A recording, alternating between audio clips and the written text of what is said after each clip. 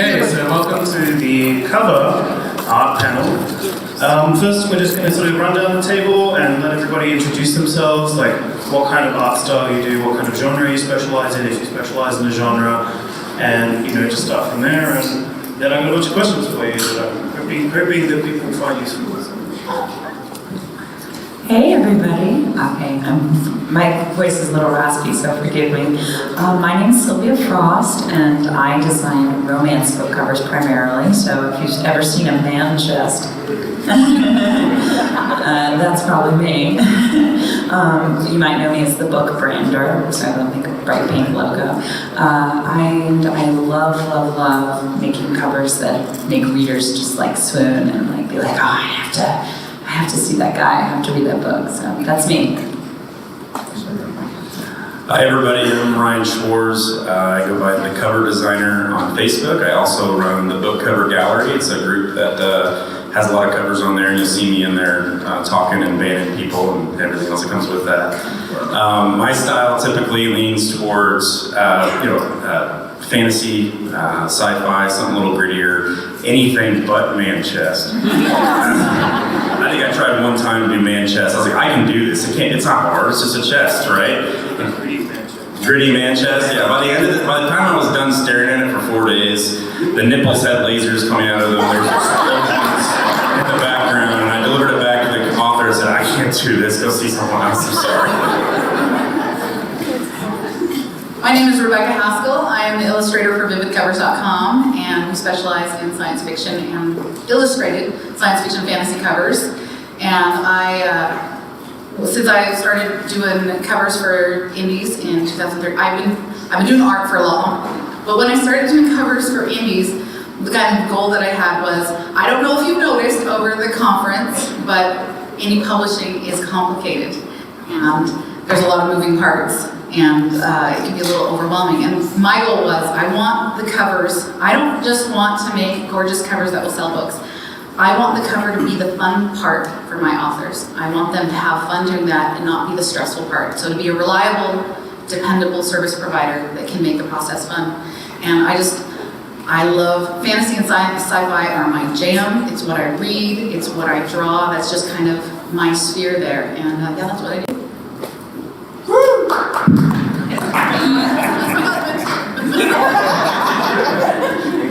Hey everybody, I'm Jake. My business is called J. Caleb Design, and I do fantasy sci-fi with a little bit of urban fantasy mixed in. And my motto is I make badass covers with badass stories. So I do gritty stuff from renders and overpainting and photo manipulation. And chances are you've probably seen a cover of mine, you might not know it's me, but I've worked with a lot of authors, and it's been a wild ride. And I'm a full-time cover artist, so that's all I do all day, every day. I'm Gene Malika. I run GM Studio. We're a photo illustration studio. We've been specializing in cover art for 15 years in branding. We do all genres. The mainstay is probably urban fantasy, paranormal fantasy, some science fiction, some romance. And that's our studio.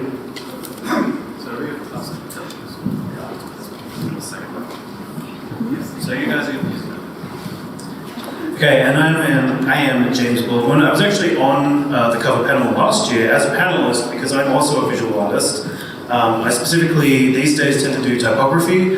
There's a number of authors that I've worked with where I get raw images that do not have typography, and I match typography to that cover.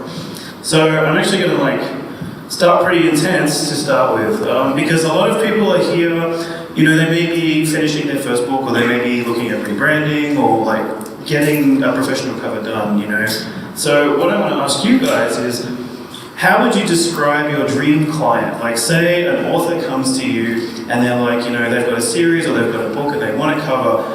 What would make you go, Eureka, I want to work with this person. Thank you for providing me this stuff so that I can work with you and give you the best product.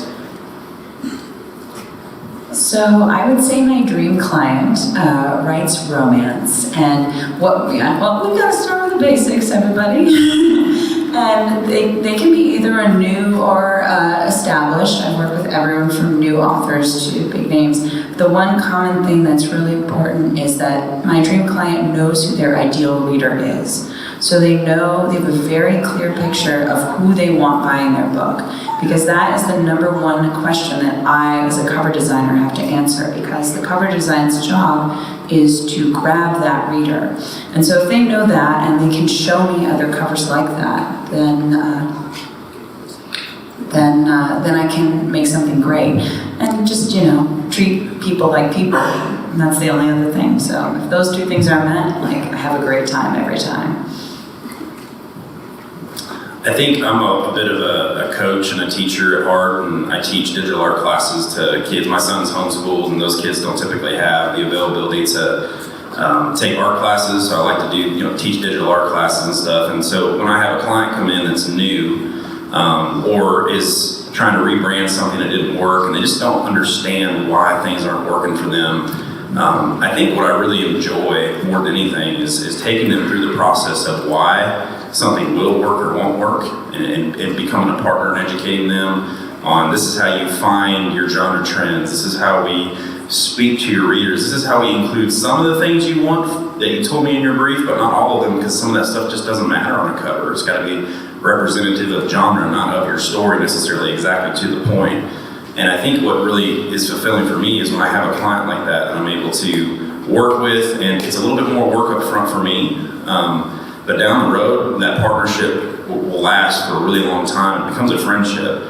And I think I enjoy that more than anything, because I'm able to take somebody through a journey, and then they're a client, a partner for life that we can work on covers all the time for whenever you need something. So I enjoy that relationship more than anything. I think my dream client, I don't necessarily need you to be an expert. I've done a lot of work with first-time authors, and I really do enjoy that.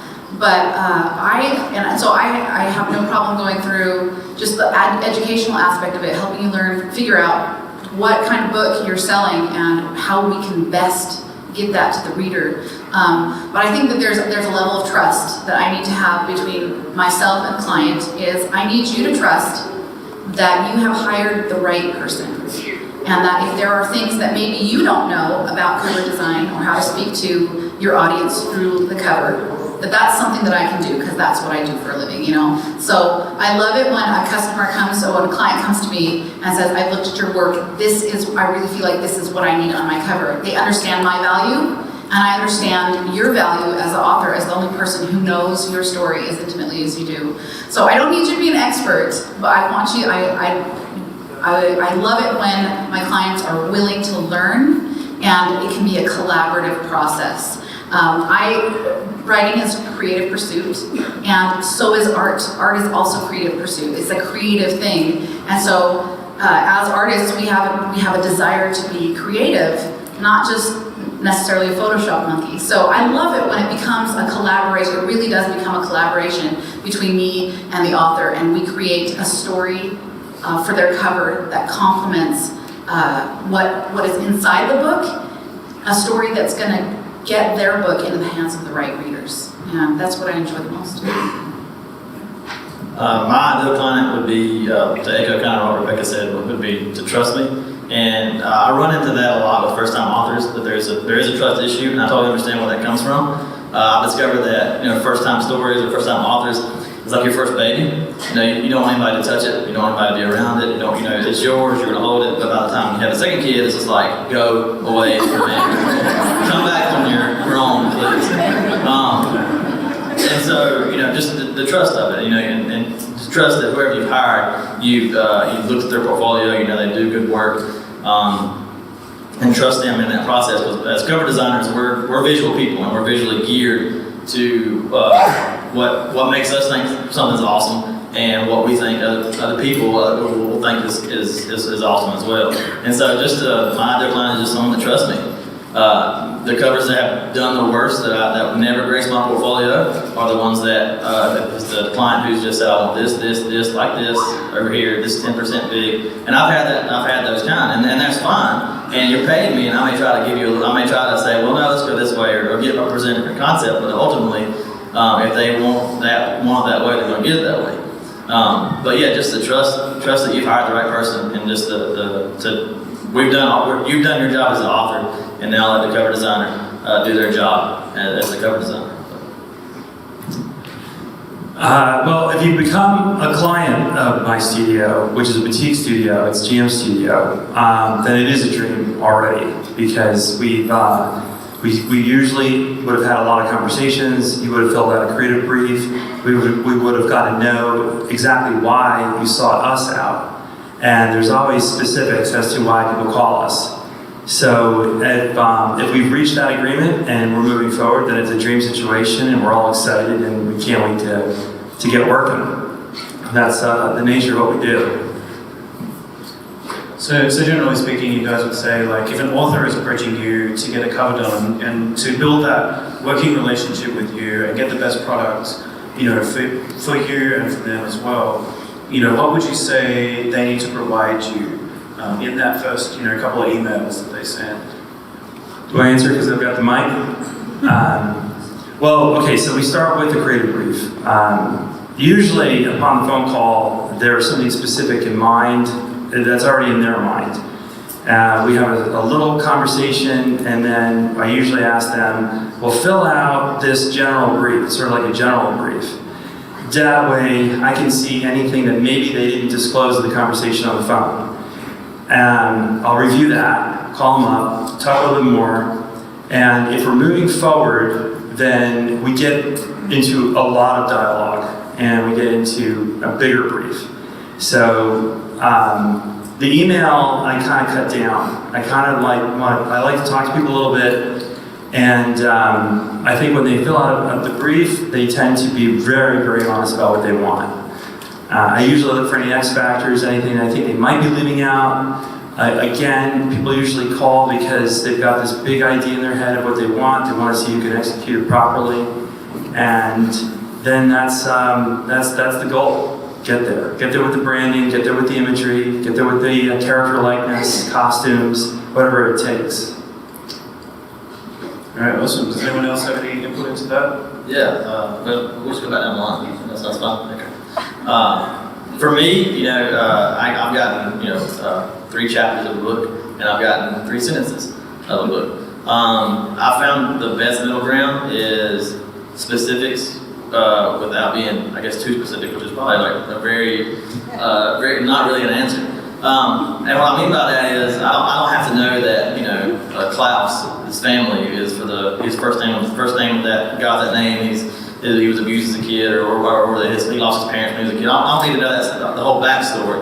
I need to know, like, just general stuff, what he looks like, the description, long hair, short hair, that kind of stuff. Those general things are just kind of like, you know, obvious things. And sometimes authors don't put that in their story. They may leave some things vague, and that's awesome. That's fine. But I need to know that going in. There's been tons of times where I've done a cover where, you know, I do a character as a female, and I may have her with like post-cropped hair, and then I get feedback back, and it's, you know, well, she's got long hair. Okay, I can make her have long hair. That's no problem. Those details are important going into it, and that's why, like Gene said, with the general brief, gets us in the right direction. I have a form on my website that hits all the highlights I need, and usually it's not as much as you would think. Usually within 3 or 4 paragraphs of information, as a cover designer, you can kind of get an idea of where this is going and where it can go from there. And usually with me, I'll let them fill the form out, and then I'll answer any things that they may have missed. And sometimes you can just miss small details that an author thinks are there. I think the first thing that I usually ask before we get into like the nitty-gritty of the details is I want to know what's exciting to you about your book. What is exciting to you about the idea of your book? Because I don't know how many of you were at Chris Fox's presentation, but he put up a Venn diagram when he was talking about picking what to write. And there were 2 circles, and one of them said basically the things that you love, and then the things that will sell. And my goal is we find something right there in the middle. Because while I do want you to have a cover that will sell your book, I also want you, every time you look at it, I want you to think, oh, that's my cover. I want you to get that little excited feeling, because I want it to excite you the way your book excites you. So that's usually what I go for first. What is exciting to you about your, and some authors will just come at me with that. They'll just tell me all about their idea. I don't need to read the book, okay? I charge hourly for that if you want me to. But I need to know what makes you excited about the book so that I know how to approach it, so that I can make you a cover that you love, that doesn't just serve your book, but also just makes you excited. And then we can get into the details of, hair color, etc. And would you say that, when an author comes with an idea that they're excited about, it's very likely that the reader would be excited about that as well, would you say? I believe so, yes. Usually there has to be some kind of passion behind the writing, otherwise it doesn't get communicated to the reader, So, yeah, I think if the author is passionate about it, I won't say that's always necessarily the case. I've heard some interesting ideas, but yeah, I think that passion is necessary in order to sell your book. In order to put yourself through this process, I think you have to be excited about it. Yeah, I mean, you want to see your story come to life in an image. You want to see that, and you want it to portray all that time and away from your kids and the tears that you had and killing off a character. You want doing all that on that cover, and unfortunately, sometimes the hardest conversation to have is that it doesn't fit on the cover. It's not supposed to be there. It's sometimes the brief has more detail than we need, and that's good. But it's when you want all the detail on the cover, that's when we have to kind of push back sometimes and say, look, we're going to try to help you get something that's a blend on that Venn diagram that's going to sell and that you love, and that we want to make sure that you understand that. And this is the hardest part, I think, of that brief process, is taking that big ball of clay and molding it down into that cover that it's eventually going to be in. And you don't mold clay by adding to it. You scrape stuff off. You gotta peel those layers back until it becomes that great sculpture that everybody loves, and it matches what you're trying to do. So I think that's the challenge, and that's honestly the fun part of it. The art's the art. I think we've all been doing art long enough that the art's just, hey, cool, this looks good, and this is a technique, and I'm laying down paint or whatever it is. But the process is what I enjoy. And that's what's fun, is trying to get to that core. This is representative of this baby you've been working on. First child, not second child. I'll be really quick, but I'd say that my philosophy is I'm very reader-centric. So the person that I like to care most about in this process, I care a lot about you guys as authors, a lot. But I want you guys to all be bestsellers, and that's my dream for you, is for you to sell a lot of books. And so I'm always trying to think about the thing that's going to help accomplish that goal. So for me, what I really need people to be open to is to think about look at marketing targeting, looking at other covers in your genre, and helping you guys meet expectations, and knowing where you are in your journey too. Like for new authors, I actually think it's better to more closely meet genre expectations. And then once people have developed and established that brand, that's actually when I think it often is time to go and do something really bold, because usually you're having bigger name authors will come to me and they'll have lots of people copying them and copying their branding, and so at that point in their journey, they're ready for that. But it's funny because often it's the reverse. I'll see the newer authors, I have to be like, all right, we want to make sure we're meeting expectations. And then the people who are ready to break out, I have to be like, okay, I think it's time. And they'll come to me too, because they're ready for it too. But so I always try to think just be open to be aware that the cover's a marketing tool, for me, in my opinion, first and foremost. And yeah, everyone has different goals, but that's kind of how I feel about it. Yeah, and sort of building on that, as a marketing tool, I think a lot of, something that we hear a lot at this conference, and also just in general, is the concept of brand. When it comes to branding a series, or branding your name, or building a brand, what does that mean visually? So when it comes to working with people like yourselves, what does that mean in a visual sense for a series or something? I'd say that there are a couple things about that define a brand for me. The first is consistency. So whatever you do it again and again and again. That's true for series. The most clear way would be just how your title is formatted through a series, and your author name, models, colors, font choice, mood.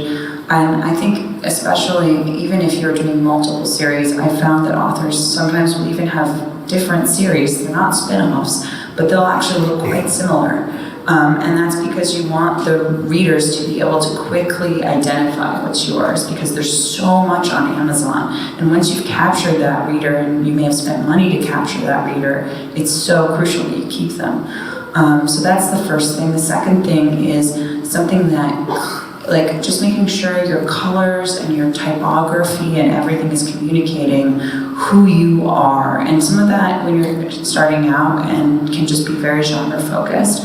And then even, it can be like, I think it's like 80% genre, 20% like your special sauce. And so whatever that special sauce is, just make sure you do it repeatedly, and then you've got a brand. I don't know what you want me to add. You did a pretty good job there. Yeah. Well, yeah, I mean, I've seen that especially in romance. There's very strong typography links. So like one romance author may actually have the exact same font and font style across multiple series. And maybe a series of different naked chests, like maybe one is slightly more tan, maybe one has a cowboy hat. Or has laser nipples. How does that branding work? Like, this is something that you took it out very much, is how does that kind of branding work across, say, science fiction? Do we have the same ship on each kind of cover? Do we like design a flagship character that has a presence on the cover? I think that was kind of Michelangelo's early strategy with Bethany Ann was to have Bethany Ann front and center on those covers. How would you guys go about identifying that image and helping authors build that brand? I think, to your question about sci-fi and ships, that one's a really unique challenge because there's so many stock ships out there that people use over and over again. And if you're a sci-fi author and you're trying to find a unique ship, trying to have something created for you is probably your best bet, because you can have it modeled and use it across time, and heck, even make it. I think Josh Dalzell is here. He had 3D models printed of his ship that he had made, which is really cool, but it's really not that hard to do if you have the 3D model made for you. So, but just trying to do some things that are a little different to make sure your brand is always you and someone can't copy it. But fontography and making sure that your titles, everything Sylvia was saying, is it captures across genre. I mean, it's not going to change. You don't want to have fonts that are different for 3 different sci-fi novels, and that goes for designers too. This is something I'll tell anybody, from the top of the mountaintop. If you have 2 covers with a designer and they say, yeah, it's going to be like an extra 2 months and it may not hit your schedule to get book 3, don't change designers. Figure out how to make that consistency work. Because even if the next person tries to copy that look, it's going to look different. And that consistency needs to be across the board, from the person that's doing the art to the work that's in the art as well. Just jumping off of what he just said about switching artists. As an illustrator, I have often seen illustrators trying to break into the industry, try to help out authors who are having to switch illustrator, which sounds a nightmare, in the middle of a series, and they're, oh yeah, I can copy that style. They can't, okay? I just want to tell you right now, they can't do it, okay? It's gonna look different. If you change illustrators in particular, I think you can get a little bit closer with photo manipulation, especially if you can draw from the same resources. When it comes to illustration, it's really, really hard to match styles. And so I think also when you're starting out and you're thinking about branding, I've got to stand out. There's this desire to stand out, and you want to be unique. You don't want to look like every other book in your genre. And I think when you're beginning, that is a mistake. Because what you are doing is you're looking at the cover as a form of creative expression. And it's not actually. I mean, it seems like it would be, but it's not. Covers are communication. You are communicating something in a language that has already been encoded, okay? And you have to learn how to speak that language in images to your prospective readers very, very quickly, okay? So I think that's one of the reasons why it's important to have an artist who knows the industry, who knows genre, who knows how to do covers. Because you can't just go out and, you can, but you can't just find an artist on DeviantArt or ArtStation, and if you are very, very educated yourself, you can help guide them, and that'll be helpful. But covers are a whole different beast. A lot of times I hear writers who are like, well, I want to be unique, I don't want it to be like everything else. When you think of covers as language, let's say for instance, you're going to the bank, okay, you need to make a withdrawal or whatever. But, you've been speaking English your whole life, and everybody's saying it the same way. And, you could really like spice it up a little bit, the way things are pronounced, and you don't want to pronounce it the way everybody else pronounces it, and you could make it sound a lot better, honestly, if you were just, I'm not gonna do it, you do the voice. The thing is, if you change it up too much, nobody's gonna know what you're saying, okay? So you need to realize the cover is communication, it is language. And so you need to find out what your particular genre, it's gonna change from genre to genre, what is expected, absolutely. Which again is why I think it's important to work with an artist who understands the genre, the industry in general, and in specific your genre. And when it comes to branding, find somebody who knows the industry, who can help you do something special, that level, that secret sauce that you're talking about, without compromising your message to the readers. Otherwise, your readers will never find you. So this is a question that will come, if you have something to add, by all means, go ahead, but Fire away. you're right? Okay. Yeah. So what I was going to ask, especially for the people who run studios, you know, when you're working with authors, what can you do and what can authors do to help protect their assets? So like say someone buys a cover from you, how can they have full security knowing, like, I can use this as my book cover, I can put it on a t-shirt, can I put it on a mug? Like, what would be your resources for working out that kind of commercial use, intellectual property? Okay. Ask your designer. I mean, but by and large, you know, most designers that are out there are going to be kind of mid-level. We're going to be pulling from stock sites and that kind of stuff. And any designer worth their grain of salt will be able to show you the licenses behind what they're using. A lot of times, you cannot put that cover, if they're using stock photography or stock stuff, you cannot put that on something else you're going to sell. Like, you can't put it on a mug and sell that mug. Now, if you're going to put it on that mug and get that mug away, you can do it. But if you're going to sell that item, you can't do it because that ends up going into an extended license. It's an issue. Ask your designer to provide you with the licensing behind the stock photos that they're using. And most of us, any regular designer who's doing this for a living and wants to continue doing it for a living can provide that to you quite easily. It's not something hard, and don't be worried about offending them. They should be able just to open up where they get it from, copy and paste, and send it back to you as far as it goes. Now, when you get, I'll pass it off to Gene in a minute because he does higher level stuff on that end. When you get into well, with me, I do a lot of renders, and when I render the image, the moment I render that character, the licensing is mine. I cannot sell the assets I used to make that render to anybody else. But once the site that I pull a lot of my stuff from, and a lot of designers pull their stuff from, once it's rendered into a flat 2D image, it's mine. And so I can do with it what I will. It can be sold on mugs, it can be put on whatever you want it to be. But you need to ask your designer what they're using, where they're getting it from, and what the licensing is behind it, because most of them are pulling from stock sites. I'll pass off to you. Yeah, well, and so you want to create original art. Even if you're using stock, you really got to get it bashed down to the point where it's original, almost like a matte painting. And then if you're using original photography, which is one of the reasons why we started to do it years ago, was basically to protect the fact that you've got a unique story. We want to keep it unique. So original photography, original backgrounds, try to keep it all original if you can. And then get a contract that gives you a lot of rights. So make sure you've got the right to do all you need to do with your marketing. It should be clearly stated there. In other words, we do that. So if we shoot anything for you, the photography, you get the rights to. So no one else is going to use it. So I think that's it. I think, keep your covers unique, follow the story carefully, and protect yourself by getting proprietary art that's yours. Yeah, and I'll actually add, having worked on both sides of the book, so to speak, having been an author and also an artist, it's really important if you can to work by contract. A contract will protect you as the author, and it will also protect the artist. So, if the artist, if you're hiring someone and they're being really cagey about providing the source of the stock that they're using, if they're not willing to work on contract, that's kind of a red flag for you. That potentially endangers you and your IP if they're not being forward about where they're getting that stuff from. So contracts help a lot, and they're good for artists, and I would say good for authors as well. Yeah. The one thing I would say, the kind of covers that I do, you absolutely 100% cannot put it on a mug, because usually I am compositing many images together that are all from like Shutterstock.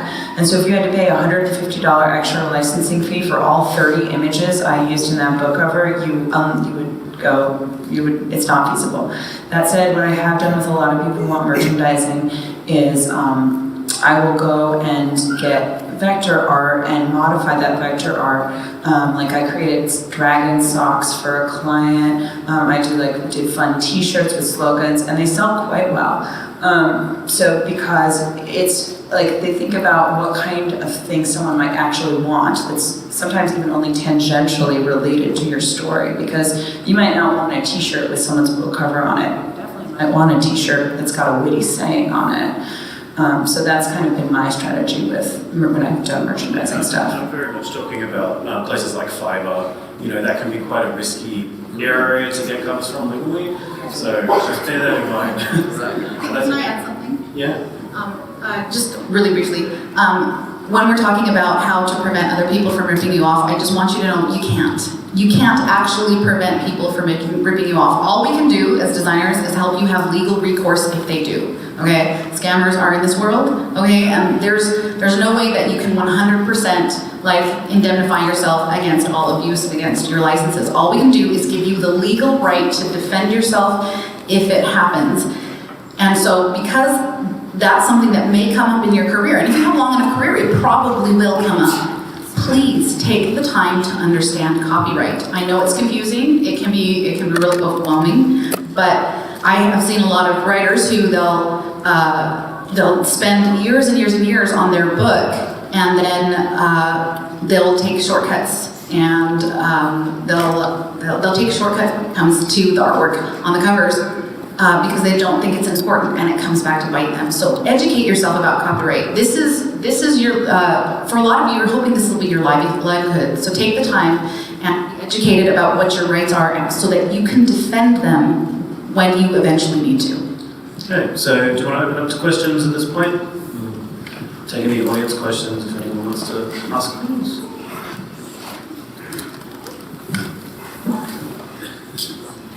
If you have no questions, then we get to see if I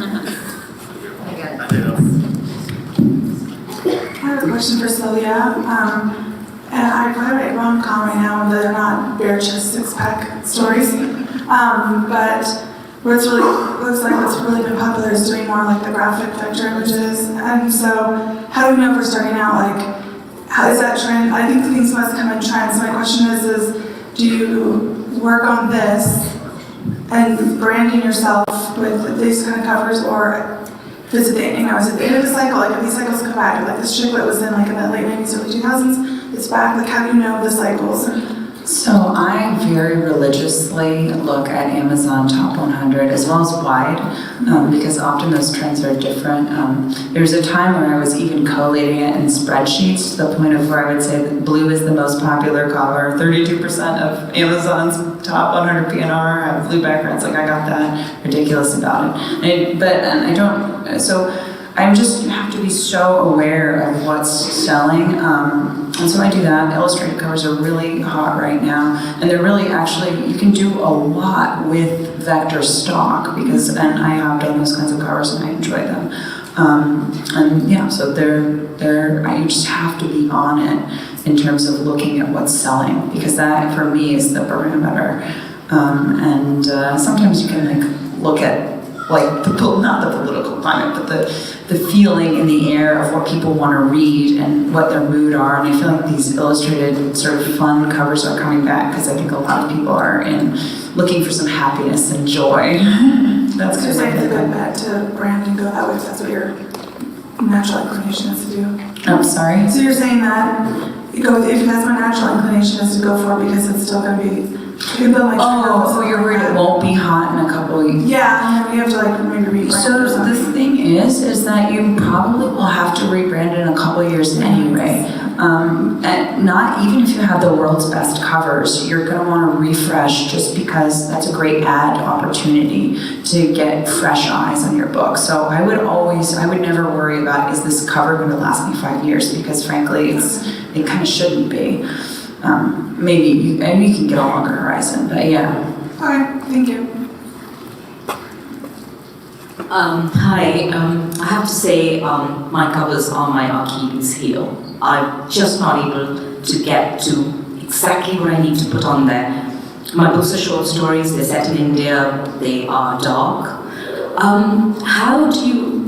What do you do with a genre like that? How do you illustrate something like that on a cover? You said it's a means of communicating what the book is about. How do I do that? Yeah, that's a very niche, market that you're trying to market to. But even when you're trying to go after, werewolf, shifter, laser nipple, whatever, I'm gonna ride that horse.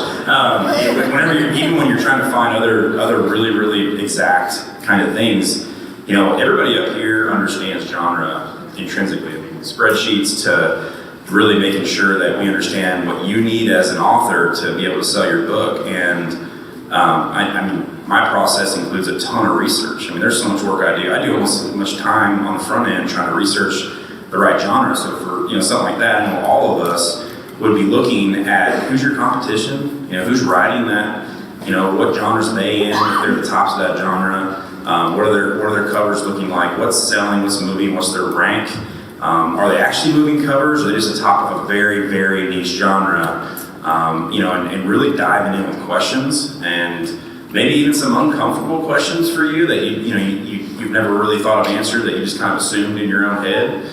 And getting to a point where we say, okay, you may have started here, you're going to end here, but you're in a better place because now you're marketing to people that want to buy your book. And so the answer is that research is the answer, is understanding the market is the answer. So what would I say to my designer, for instance? Just tell them what the book is about and then leave it to them to... I would say I would find 3 other books that you want the readers of and look at their covers, and then I would send those to your designer and say, here's what I like about this cover, here's maybe what I like less, although I would certainly focus more on what you like, and do that for 3 covers. That's what I have in my brief, and it works like a charm. And that would help with I'm sorry, I'm taking up a lot of time. Would that help with branding as well? If you're pulling covers from the top 50, right? If you go through the top 50 and you point out, in the 2 or 3 genres that, Amazon lets you put your book in there, if you pull top 50 covers from those genres and just nail it, or comparative authors that you're looking at, and say, okay, I like this cover, and this cover, and I hate these 2. And send that to your designer. I like this one, and this one, I hate these 2. And why? Your designer's immediately going to understand the flavor of what you like as art. That's where that love of the cover comes in, right? Because it's already going to look like something you want. But the covers you picked that you liked and didn't like came out of this top-selling stuff in the genre. And so that helps you immediately show your designer, I like stuff that sells, and I like it when it looks like this, but I don't like stuff that sells when it looks like this. And it may be that it's got text heavy or man chest, or I don't want that, I want this instead, the illustrated version. And it's just got to be what's hot. Just for use in specific, I sometimes when you're writing very, very niche, okay, you're going to have to break new ground. You're going to have to work with a designer who knows what they're doing, who has experience with branding and this genre, and you guys may need to do something that there's just not very much. There's not much of what you're doing, so you get to kind of invent how it's done. That's a little bit riskier, and chances are, it doesn't matter how good your cover is, or your designer is, you're probably not going to find a designer who can give you a cover that will sell 50 million copies of your short story. Your short story compilation. So just keep that in mind. Sometimes you're going to have to do something new, but it's important to find the right person so that you can collaborate with them. We will have to move on. Thank you very much.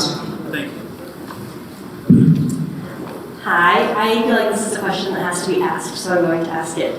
Other than don't, what would you tell to authors who want to do their own covers?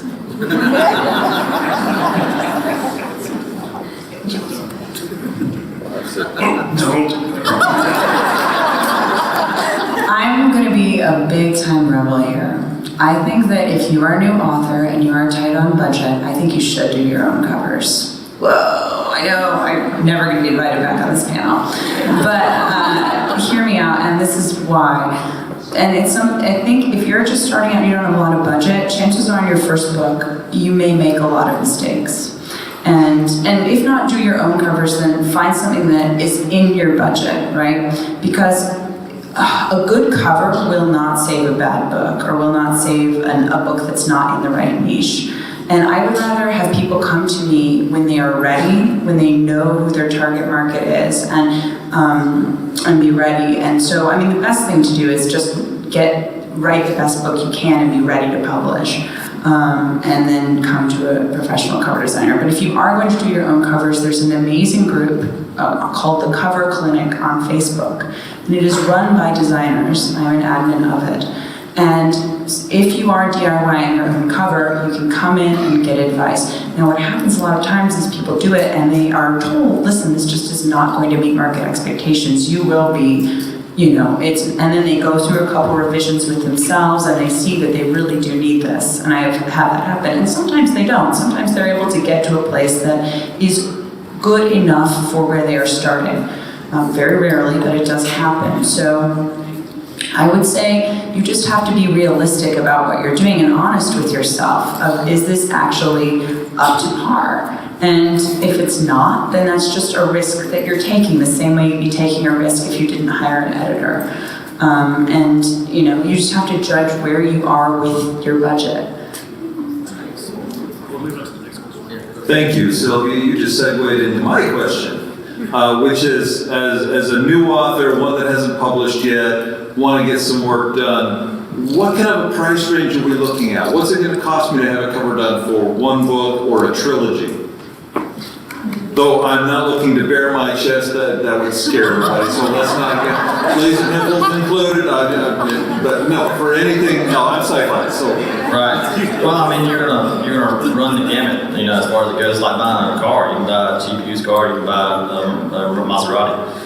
As far as good word. Right. I mean, it's all over the place, man.